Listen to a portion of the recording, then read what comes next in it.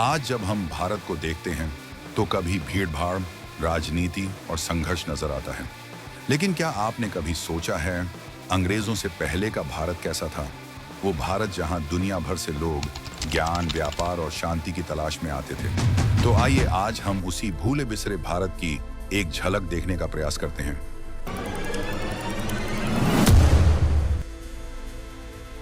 भारत में विज्ञान केवल एक विषय नहीं था, वो एक दृष्टि थी जिसमें प्रकृति से संवाद होता था। पानी के बहाव को समझकर सिंचाई प्रणाली बनाई जाती थी।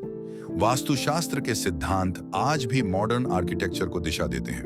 जल प्रबंधन, धातु विज्ञान, शिल्पकला, ध्वनि विज्ञान, इन सभी में भारत अग्रणी था। दिल्ली का लौह स्तंभ 1600 साल से बिना झंग लगे खड़ा है। कैसे? आज भी पश्चिमी वैज्ञानिक इसकी तकनीक को पूरी तरह नहीं समझ पाए। भारत केवल एक देश नहीं था, वो एक सभ्यता थी। सिंधु, गंगा और कावेरी की घाटियों में पली बढ़ी। तक्षशिला और नालंदा जैसे विश्वविद्यालयों में विदेशी छात्र पढ़ने आते थे। आर्यभट्ट ने शून्य और खगोल शास्त्र की नींव रखी।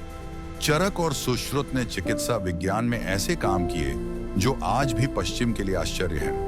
ये वो भारत था जहां वसुधैव कुटुंबकम को जीवन दर्शन माना जाता था, जिसका अर्थ है पूरे विश्व को अपना परिवार मानना। नंबर 2, व्यापार और समृद्धि का केंद्र। 17वीं सदी तक भारत की जीडीपी विश्व की कुल जीडीपी का लगभग 25% थी। भारत के पास दुनिया का सबसे बढ़िया कपड़ा, मसाले, चाय और हीरे थे। दुनिया भर के व्यापारी, अरब, चीनी, फारसी, यहाँ तक कि यूरोपीय भी भारत की दौलत से आकर्षित होते थे।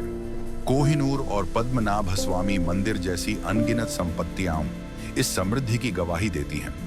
भारत सोने की चिड़िया सिर्फ कहने भर को नहीं था, वो सच में उड़ता हुआ गौरव था। नंबर 3, विविधता में एकता। भारत कभी एक राजनीतिक राष्ट्र नहीं था, बल्कि सैकड़ों रियासतें थीं, अलग अलग भाषा, रीति रिवाज, परंपराएं, लेकिन फिर भी एक भावना थी, हम भारतीय हैं। दक्षिण में चोल और पांड्य वंश, उत्तर में मौर्य, गुप्त और मुगल, पूर्व में अहोम और पश्चिम में मराठा। हर एक ने अपनी संस्कृति से भारत को समृद्ध किया। धर्म, संगीत, योग, शिल्पकला और वास्तुकला, ये सब एक धागे की तरह पूरे भारत को जोड़ते थे। नंबर 4, भारत और विदेशी आक्रमण। हाँ, इतिहास में भारत पर आक्रमण हुए, तुर्क, मुगल, पठान, फिर अंत में अंग्रेज। लेकिन हर बार भारत ने इन आक्रमणों को आत्मसात किया और खुद को फिर से खड़ा किया। मुगलों ने यहाँ शासन किया, लेकिन यहीं के हो गए। उन्होंने स्थापत्य, संगीत और संस्कृति में योगदान दिया, लेकिन ब्रिटिश, वे आए लूटने और लूट कर ही चले गए। नंबर 5, अंग्रेजों से पहले का भारत बनाम अंग्रेजों के बाद का भारत। अंग्रेजों से पहले भारत गांवों में बसता था। स्वदेशी कारीगर, हस्तशिल्प और परंपरागत ज्ञान भारत की रीढ़ थे। अंग्रेज आए तो उन्होंने शिक्षा को मैकुले सिस्टम में बदल दिया, उद्योगों को खत्म करके भारत को सिर्फ कच्चा माल देने वाला गुलाम बाजार बना दिया। रेल और कानून जैसी व्यवस्थाएं तो दी, लेकिन इनका उद्देश्य विकास नहीं, बल्कि भारत को बेहतर तरीके से लूटना था। हमारी संस्कृति, हमारी भाषाएं, हमारा आत्मसम्मान धीरे धीरे छीना गया। तो अगली बार जब आप इतिहास की किताब खोलें, तो याद रखिए, भारत सिर्फ गुलामी की कहानी नहीं है, ये गौरव, समृद्धि और आत्मा की कहानी है। हम वो देश हैं जिसने कभी किसी पर हमला नहीं किया, लेकिन दुनिया को गणित, ध्यान, चिकित्सा और अहिंसा दी।